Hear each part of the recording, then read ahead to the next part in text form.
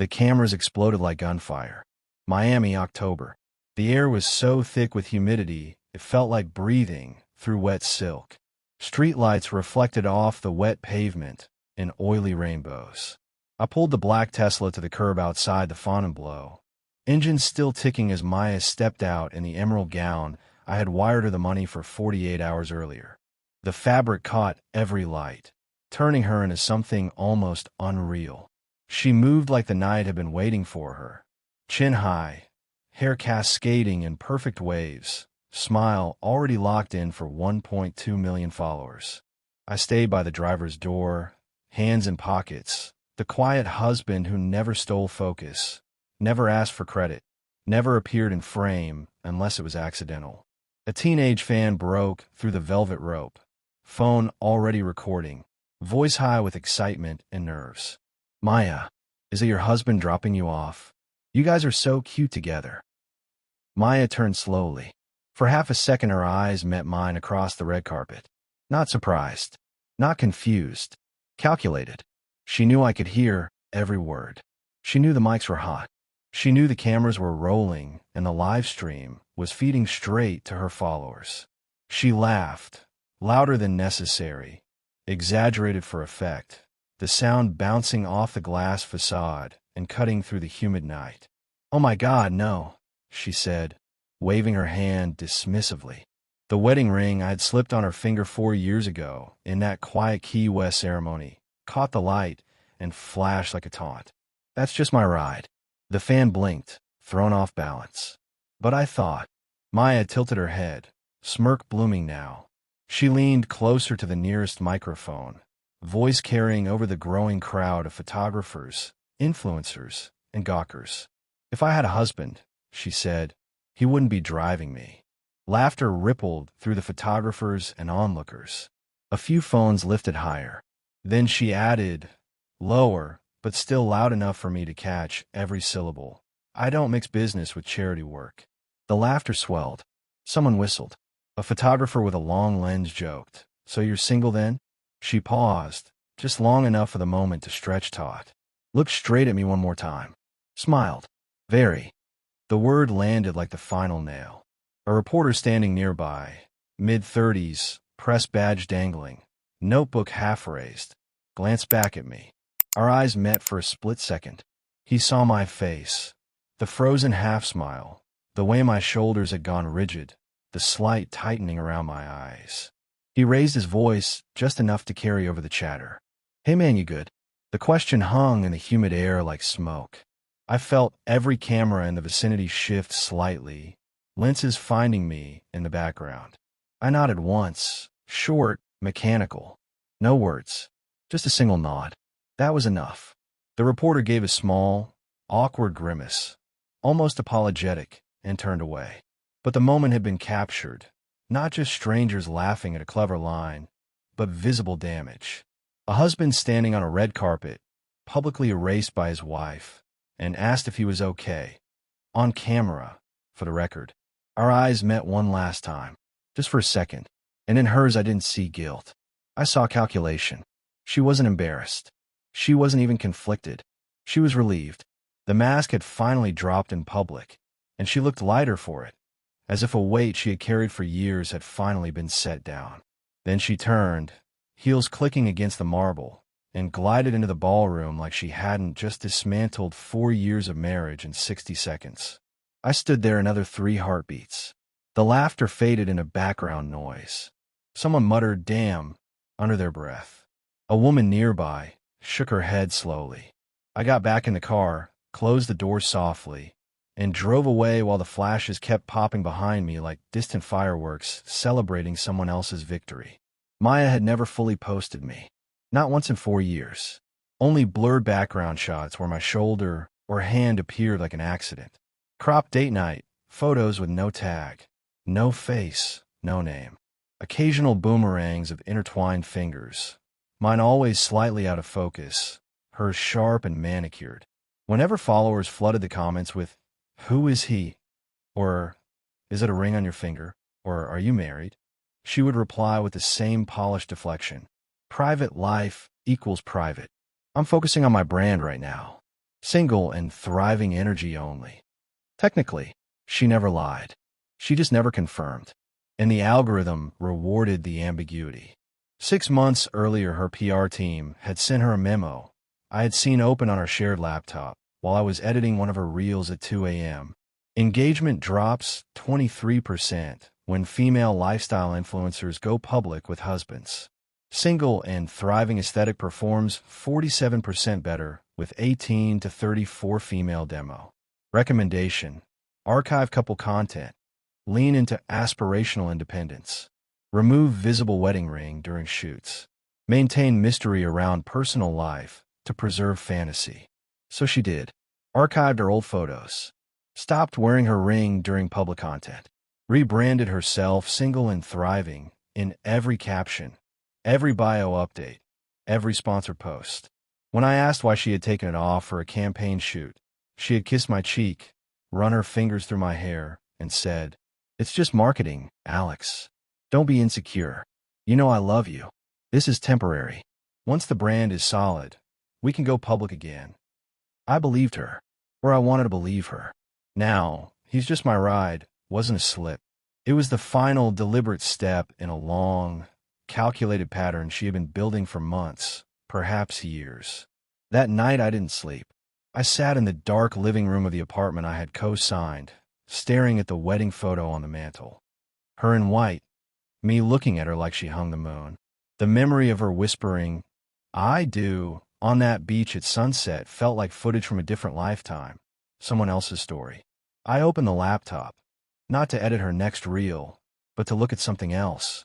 In her drafts folder, I found the unsent email to her PR agent. Subject: Maya Luxe, brand positioning update. "Hey Jessica, thanks for the call. Final decision: keep the husband completely off-brand. He's sweet, don't get me wrong, but not exactly aligned with the aspirational single girl fantasy we're selling. We're not serious long-term anyway. It's more convenience than commitment at this point. Better for engagement if I stay single and thriving.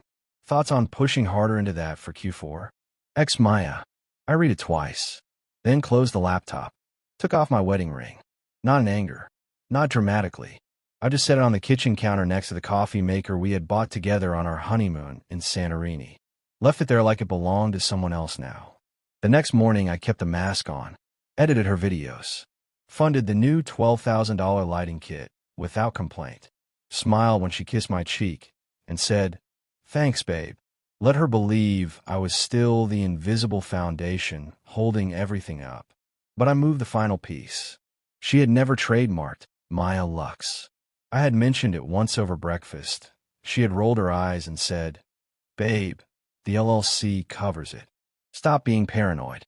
So months earlier, back when I still believed we were building together, I had filed the trademark quietly, under my name, as protection. Now it was a loaded gun. When the six-figure Lumiere beauty deal landed, contract ready, signature line waiting for Maya Luxe, trademark owner, I waited until the night before the signing. My lawyer sent the email at 9:42 p.m. The agency froze the deal by morning. Maya called at 7 a.m., voice shaking so hard the line crackled. "Alex, what is this email? They're saying I don't know my name. What did you do?" We met at a quiet Wynwood cafe the next afternoon. She arrived in oversized sunglasses and a designer tracksuit, still camera ready, but her hands trembled around her iced matcha. Mascara already smudged from crying in the Uber. She looked smaller than I had ever seen her. I slid the trademark certificate across the table. "You never filed," I said quietly. "I did." Her face collapsed in slow motion. Confusion, recognition, horror, fury, tears. "You stole my brand," she whispered. "I protected what I built," I answered. "You said I was just your ride. You wrote an email calling our marriage convenience. You told the world, on live, to 500,000 people, that I wasn't ambitious enough. You wore my ring while you erased me in front of cameras. So I stopped driving." She stared, lips trembling, tears spilling now. "I didn't mean it like that," she said, voice cracking. "I was protecting the brand. I was scared. If people knew I was married, the fantasy would break. I was wrong. Alex, we're husband and wife. Please don't do this. I leaned forward. You stopped being my wife the moment you decided I was disposable, I told her. You don't get to keep the empire you built on my back and then pretend I don't exist. She reached for my hand. I pulled back. I'm sorry, she whispered. I love you. I'll go live right now. I'll tell everyone the truth. I stood. You'll tell them nothing, I said. Because from now on, you don't speak for Maya Luxe. I do. I walked out. She called my name once, raw, broken, almost a sob. I didn't turn around. The collapse. Lumiere pulled the deal within hours. Influencer T pages feasted. Leaked email screenshots. Red carpet clips with crystal clear audio. Old single and thriving posts juxtaposed with grainy wedding photos someone had dug up from a distant cousin's account. Hashtags trended for days. Hashtag Maya Luxe fraud, hashtag husband revenge, hashtag she fumbled the bag. Engagement cratered overnight. Sponsors ghosted. Brands that once begged for collabs now blocked her emails. She tried rebranding. Maya Glow, Maya Unfiltered, but the algorithm punished the inconsistency. Views died. She sold the Birkin, the jewelry, most of the wardrobe I had funded over the years. Moved to a modest one-bedroom in Orlando. If you've ever been betrayed by someone you trusted, drop "ride" in the comments right now. And don't forget to subscribe for more stories like this, where the quiet ones finally stop being quiet. The Trademark revelation. I kept the trademark.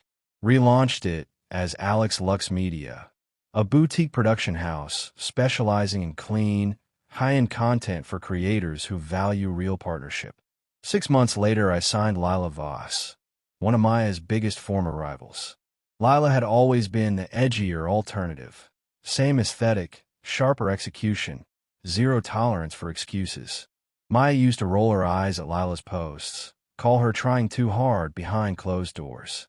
Now Lila uses my production. The same editing style I perfected for Maya, the same lighting setups, the same color grading that made her skin glow like glass. Lila's first campaign under Luxe exploded. 3 million followers in under a year, 8-figure brand deals, Vogue mentions, billboards in Times Square, invitations to every event Maya used to headline. Maya has to watch it happen. Every time Lila posts a behind-the-scenes clip with my logo watermarked in the corner, Maya sees it. Every time Lila thanks Alex at Luxe Media in a story, Maya feels it. Every time Lila's numbers surpass Maya's peak, Maya remembers exactly who built the machine she threw away and who now drives it for someone else.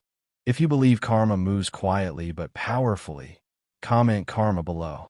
And if you're enjoying this story, please subscribe and turn on notifications. You never know when the next one will drop. I don't check her page often anymore, but when I do, I see the 4 smiles, the caption loops of learning and growing, the quiet desperation behind the filter. I feel calm. The rage burned clean out long ago. What's left is peace. I protected what was mine. I stopped being invisible. I stopped being just anything. And every morning when I step onto my Brickell balcony, coffee in hand, Biscayne Bay glittering below, I remember her smirk on that red carpet, her deliberate pause, her calculated very, the way she held my gaze while the reporter asked if I was good. I was just a ride, until I chose my own road. Thanks for watching. See you in the next one.